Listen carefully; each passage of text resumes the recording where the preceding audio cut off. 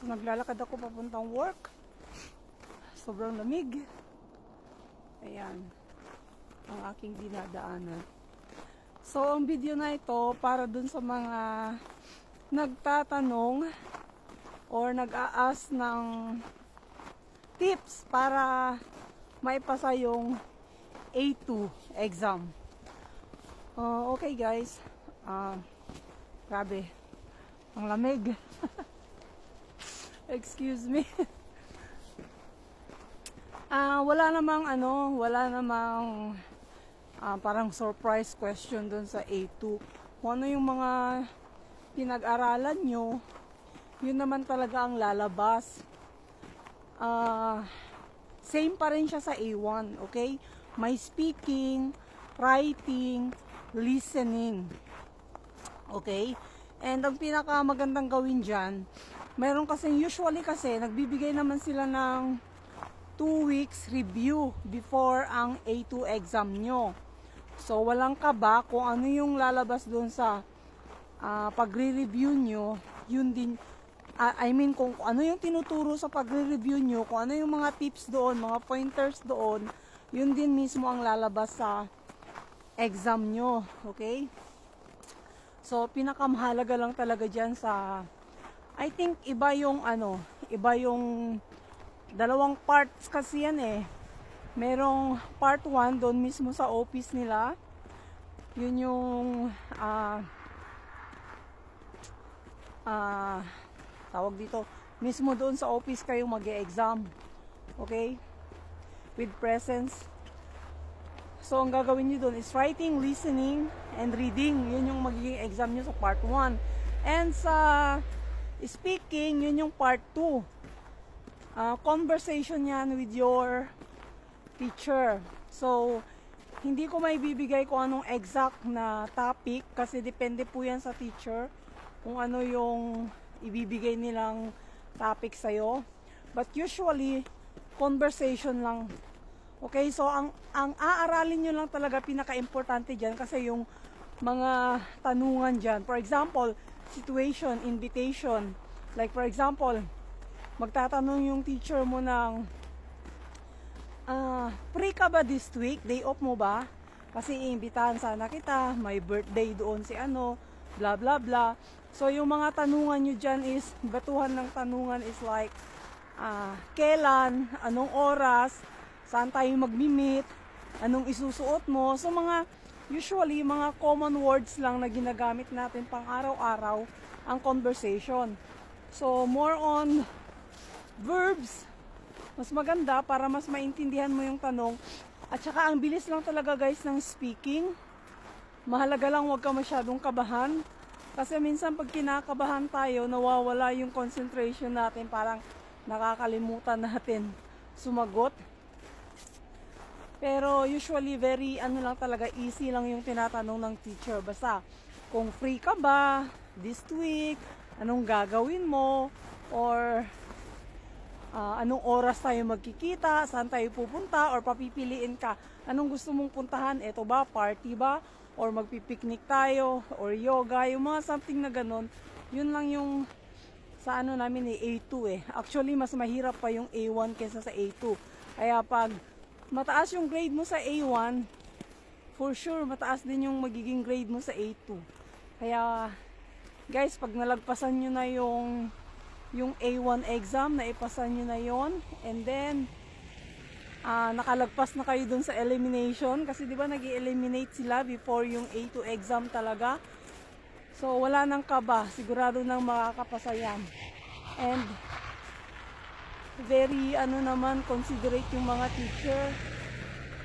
Talagang binibigyan nila kayo ng chance na alam mo yun, hindi masayang yung pinaghirapan nyo, nakarating kayo sa level ng A2. So, for sure, may papasan nyo na yan. Ayan, so, good luck na lang talaga.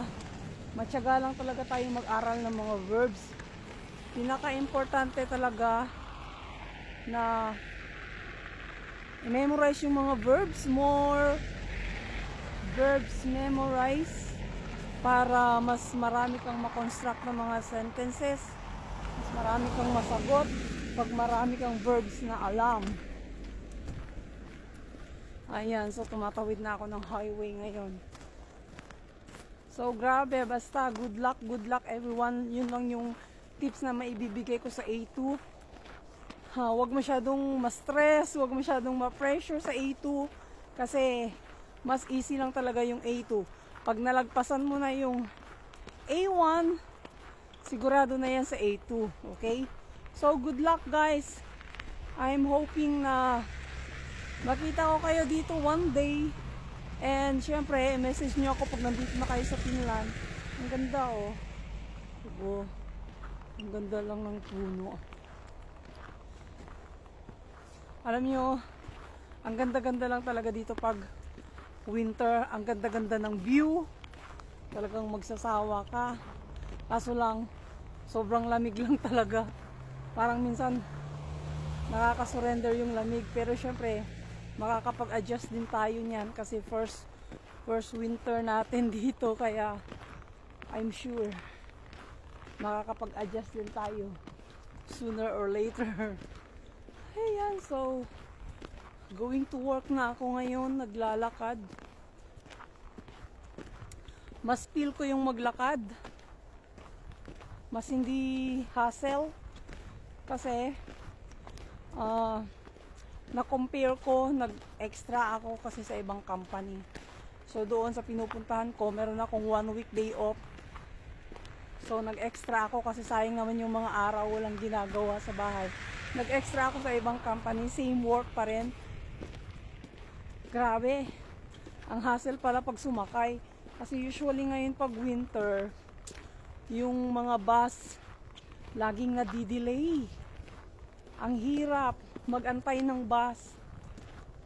Kasi talagang lalamigin ka. So mas maganda na yung maglakad. At least calculated na yung oras. Nung oras ka darating. Diba? So, pero pag summer naman, napakaganda ng transportation nila dito kasi wala talagang aberya. On time dumarating yung bus. Basta may application ka lang. Alam mo na kung anong oras darating. Pero ngayon kasi sa sobrang lamig, minsan nasisiraan yung bus. Dahil sa sobrang lamig, nagpo-frozen yung mga motor daw ng mga bus nila. Kaya yun, nadidelay. Pero guys, worth it. Huwag kayong magpapaniwala dun sa mga negative na mga sinasabi ng mga nandito kasi iba-iba naman tayo ng kumbaga ng sitwasyon. At saka wala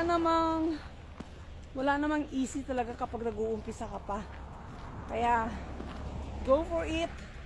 Sa mga nag-aaral na ngayon at sa mga nai-inspire ko na mag-aral ngayon, go for it. Huwag nyo nang kumbaga, huwag kayong magpapigil dun sa mga negative comments na yun. Okay? Maganda dito sa Finland. Sobrang ganda. Bukod sa sahod, at saka ang tahimik, very safe. Basta maganda. So, see you all guys. Kasi malapit na ako sa work ko. Bye! And please, don't forget to subscribe, hit the notification bell para lagi kayong updated pag meron akong mga post na videos. And of course, i-share naman natin para mas marami tayong matulungan at ma-inspire yung mga nangangarap din na makapunta dito sa Europe. Kaya i-share natin guys, spread the words, likes, and comments. And kung meron pa kayong mga tanong, mag-comments lang kayo dyan. At pag meron naman akong time, gagawan ko ng video para masagot lahat ng inyong mga katanungan. So thank you so much. Have a good day everyone. Bye. See you again.